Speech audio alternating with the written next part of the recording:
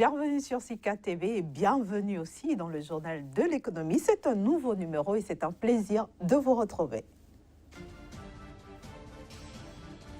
La production cotonnière affiche une hausse de 30% au Togo. Elle se situe autour de 130 000 tonnes.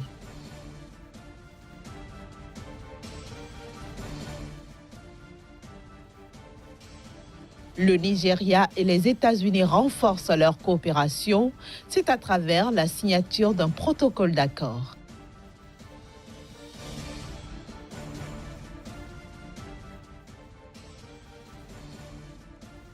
Enfin, la ville de Marrakech s'apprête à accueillir le deuxième forum des investissements Chine-Afrique.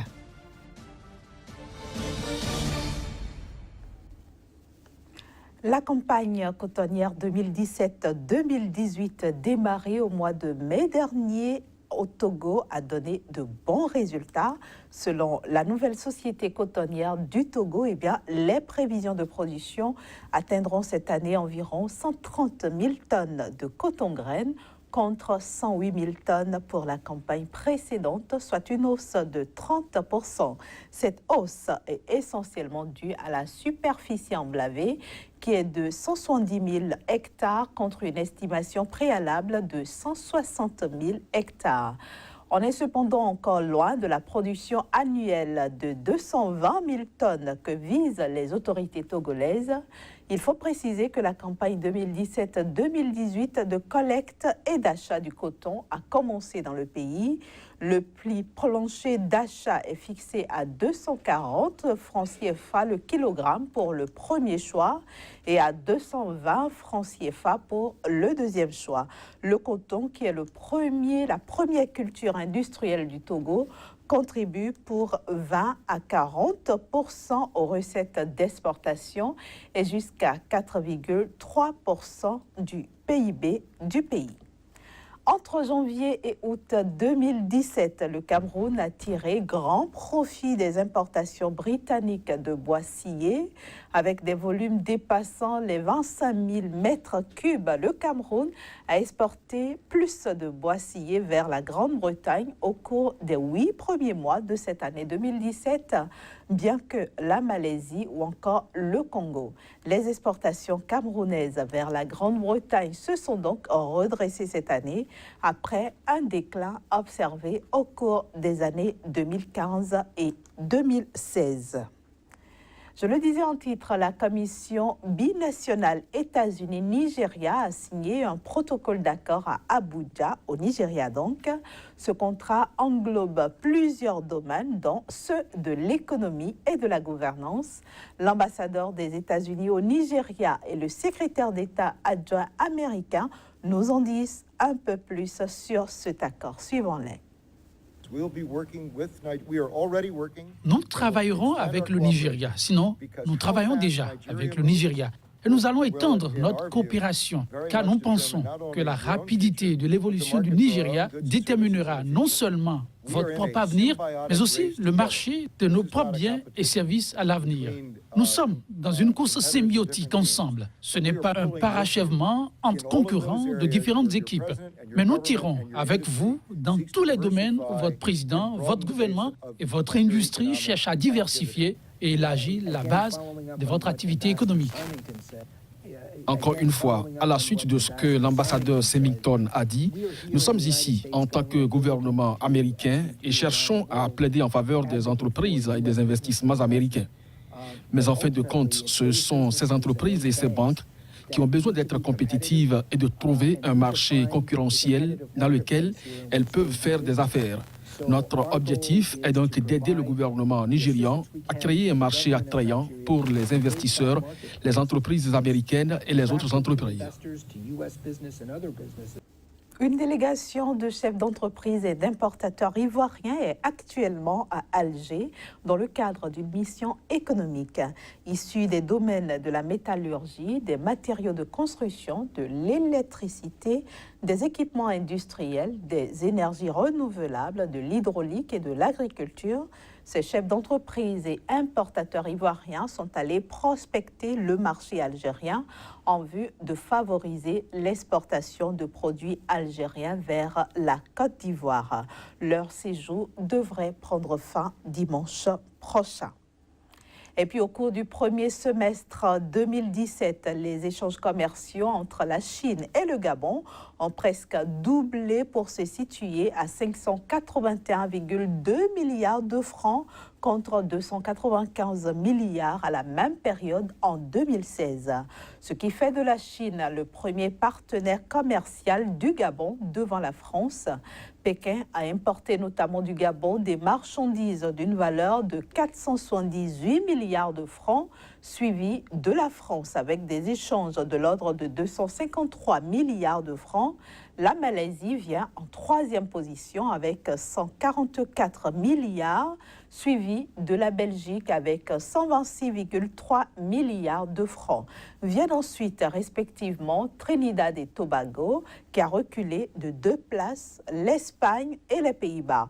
Dans l'ensemble, les ventes du Gabon à destination de ses 10 gros premiers clients ont augmenté de 37,5% comparativement à 2016 pour se situer à 1378,9 milliards de francs. Et puis la deuxième édition du China Africa Investment Forum se tiendra du 27 au 28 novembre prochain à Marrakech au Maroc. Plus de 400 décideurs économiques chinois et africains y sont attendus. La ville marocaine Marrakech va accueillir les 27 et 28 novembre prochains la deuxième édition du Forum des investissements sino-africains dénommé China Africa Investment Forum. Il s'agit d'une rencontre de haut niveau qui réunira plus de 400 décideurs économiques chinois et africains pendant 2 jours pour des conférences et des rencontres d'affaires. Ces forats seront essentiellement consacrés aux implications financières de la nouvelle route de la soie pour les économies africaines et des solutions à privilégier pour capitaliser sur cette nouvelle dynamique qui vise à faire du continent africain une véritable plateforme industrielle. Ce forum, qui fait suite à celui organisé en octobre 2016 à Johannesburg, en Afrique du Sud, s'intègre dans une démarche stratégique menée au plus haut niveau de l'État marocain et vise à consacrer la coopération Sud-Sud et à tirer le plein potentiel du partenariat Maroc-Chine-Afrique.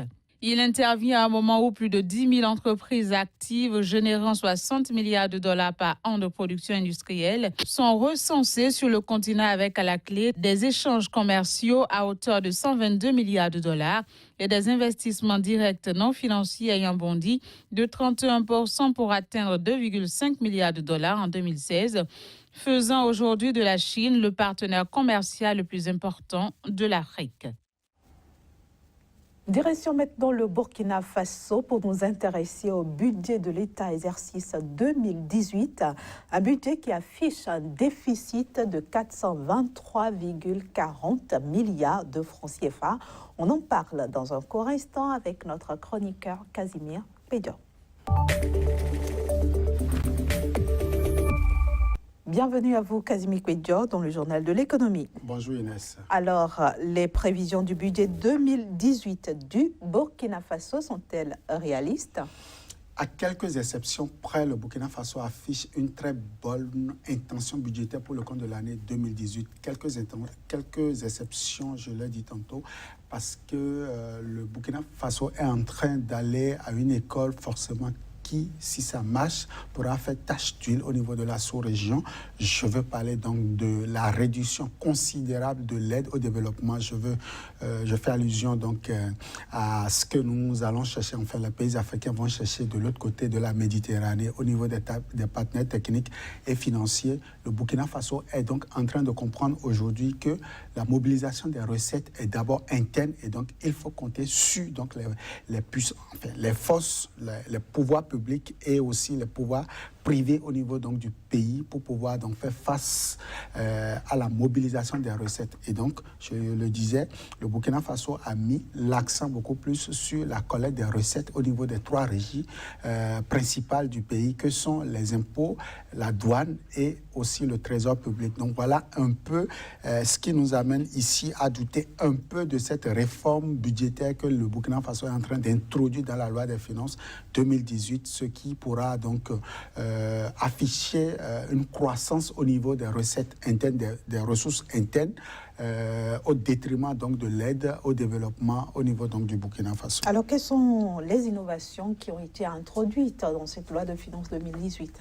C'est déjà ce que j'ai commencé par expliquer, qui a commencé depuis 2016, où l'État a décidé donc de réduire l'aide au développement. C'est aussi un certain nombre d'aménagements au niveau donc de la loi des finances, comme par exemple le nouveau code général des impôts au niveau donc du pays. L'État veut donc davantage maximiser la collecte des recettes au niveau des impôts, et donc il y aura des tasses qui seront donc introduites. Justement, est-ce que les Burkinabés ne vont pas se sentir acculés au cours de cette année 2018? Bien sûr, on ne peut pas faire des omelettes sans casser les œufs, et aujourd'hui le peuple doit pouvoir comprendre que la mobilisation des recettes est d'abord une activité à l'interne. Les Burkinabés doivent participer au développement du pays, et ceci passe par la bonne gestion donc de ces finances-là, parce que le peuple ne peut pas être prêt à donc participer à la gestion de l'affaire d'État, et que des dirigeants vont dilapider donc ces ressources-là pour aller se faire une aisance